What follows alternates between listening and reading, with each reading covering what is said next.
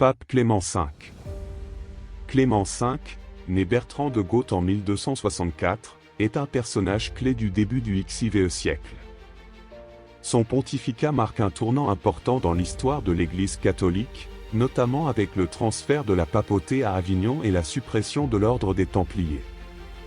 Avignon. L'une des décisions les plus marquantes de Clément V fut de déplacer la résidence papale d'Italie à Avignon en 1309. Ce changement inaugura la période connue sous le nom de captivité de Babylone, 1309 à 1377, durant laquelle les papes résidèrent à Avignon plutôt qu'à Rome. Bertrand de Goth. Avant de devenir pape, Bertrand de Goth était archevêque de Bordeaux. Né dans une famille noble de Gascogne, il s'est formé en droit canonique, ce qui l'a préparé à un rôle ecclésiastique de premier plan. Conclave. Bertrand de Goth fut élu pape lors du conclave de Pérouse en 1305 après une vacance de 11 mois. Il s'agissait d'un compromis entre factions françaises et italiennes. Dispute.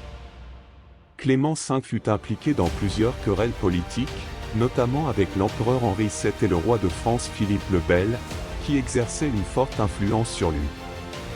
Enquête sur les Templiers. En 1307, Philippe le Bel accusa les Templiers d'hérésie et poussa Clément V à ouvrir une enquête.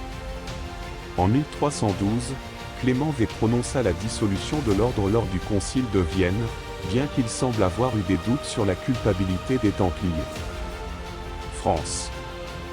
Sa relation avec la France est un aspect central de son pontificat.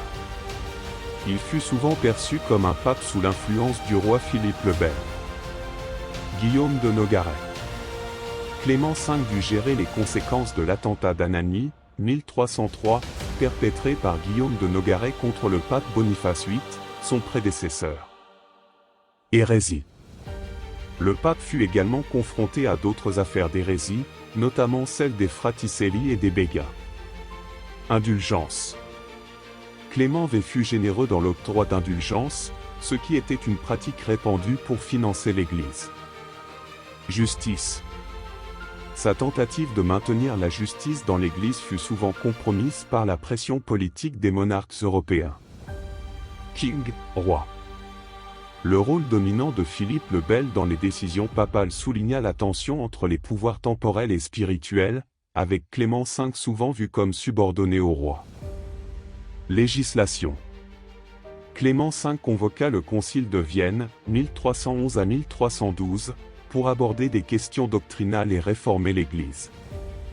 Il y promulgua plusieurs décisions importantes. Sa mort. Clément V mourut le 20 avril 1314 à Roquemaure, dans la vallée du Rhône. Sa mort marqua une période de trouble avant l'élection de son successeur. Neutralité, perçue comme un échec. Bien qu'il ait tenté de jouer un rôle neutre dans plusieurs conflits, il fut souvent critiqué pour son manque de fermeté face à la domination de Philippe le Bel. Ordre des Templiers. La suppression de l'ordre fut l'un des événements les plus controversés de son pontificat. Politique financière. Il augmenta la pression fiscale sur le clergé et utilisa ces fonds pour consolider le pouvoir papal. Querelle du sacre impérial. Il entra en conflit avec Henri VII au sujet du couronnement impérial, un acte qui illustrait les tensions entre l'Église et l'Empire. Région sous son influence. Son pontificat étendit l'influence papale sur plusieurs régions, bien qu'il se heurtât à des résistances. Simonie. Les accusations de simonie étaient fréquentes à l'époque, mais il tenta de limiter cette pratique au sein de l'Église. Transfert de la papauté. Le choix d'Avignon comme résidence marqua une rupture avec la tradition romaine. Union de l'Église. Il s'efforça d'unifier les factions au sein de l'Église, mais ses efforts furent souvent entravés par la politique. Vienne, Concile II. Le Concile de Vienne fut convoqué pour traiter des Templiers, des hérésies et de la réforme ecclésiastique.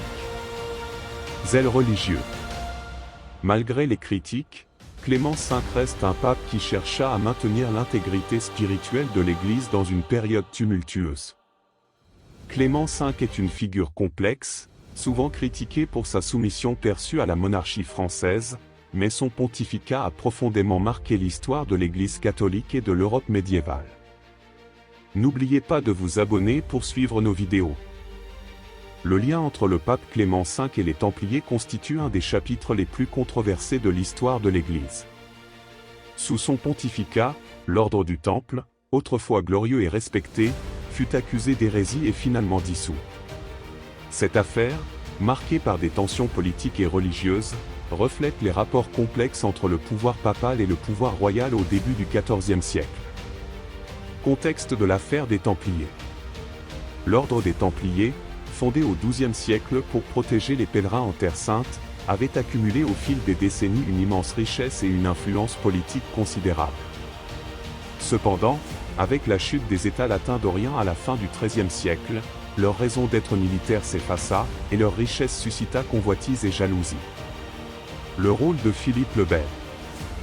Le roi de France, Philippe le Bel, était lourdement endetté envers les Templiers en raison de leurs activités bancaires. Ambitieux et désireux de consolider son pouvoir, il vit en eux une menace et une opportunité économique. En 1307, il ordonna l'arrestation des membres de l'ordre en France, les accusant d'hérésie, de sodomie, d'idolâtrie et d'autres crimes graves. Clément V. Un pape sous pression. Clément V, élu pape en 1305, était dans une position délicate. Proximité avec Philippe le Bel.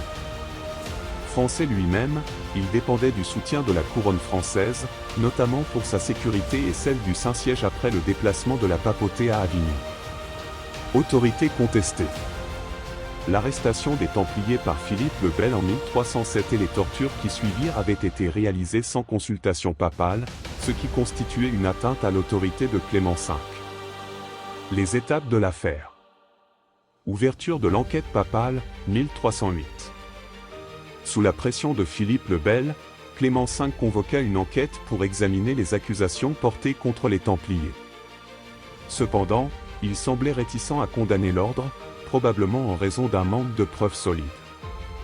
Concile de Vienne, 1311 à 1312.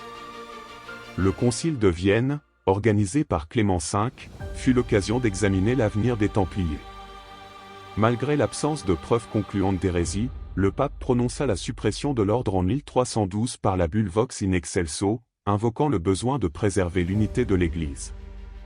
Jugement et exécution. L'ordre fut officiellement dissous, mais aucun jugement dogmatique ne condamna les Templiers pour hérésie. Les biens de l'ordre furent en partie transférés aux Hospitaliers, mais une grande partie resta aux mains des rois. En 1314, Jacques de Molay, le dernier grand maître des Templiers, et Geoffroy de Charnay furent brûlés vifs à Paris après avoir rétracté leurs aveux obtenus sous torture. Motivation de Clément V. Le rôle de Clément V dans cette affaire est complexe et souvent débattu. Pression politique, il semble avoir cédé à Philippe le Bel pour éviter un conflit ouvert avec la monarchie française. Manque de preuves, le pape hésitait à condamner les Templiers en raison du manque d'éléments convaincants, mais il choisit la dissolution pour des raisons de prudence politique. Protéger l'Église. Clément V aurait vu dans cette décision un moyen d'éviter un schisme ou une crise majeure au sein de l'Église. Conséquences. Disparition des Templiers. L'ordre fut officiellement supprimé, bien que certains membres aient survécu et se soient réfugiés dans d'autres institutions ou régions. Renforcement de la monarchie française. Philippe le Bel consolidait son pouvoir, à la fois en neutralisant une potentielle menace et en s'appropriant une partie des biens des Templiers. Atteinte à l'autorité papale. Cette affaire marqua une étape dans la subordination de la papauté aux ambitions des monarchies européennes, particulièrement françaises. L'affaire des Templiers est souvent perçue comme un exemple d'abus de pouvoir politique, avec Clément V contraint de sacrifier l'ordre pour préserver sa position. Bien que les accusations portées contre les Templiers soient aujourd'hui considérées comme infondées, leur chute illustre la fragilité des institutions face à la convoitise et aux manipulations des puissants.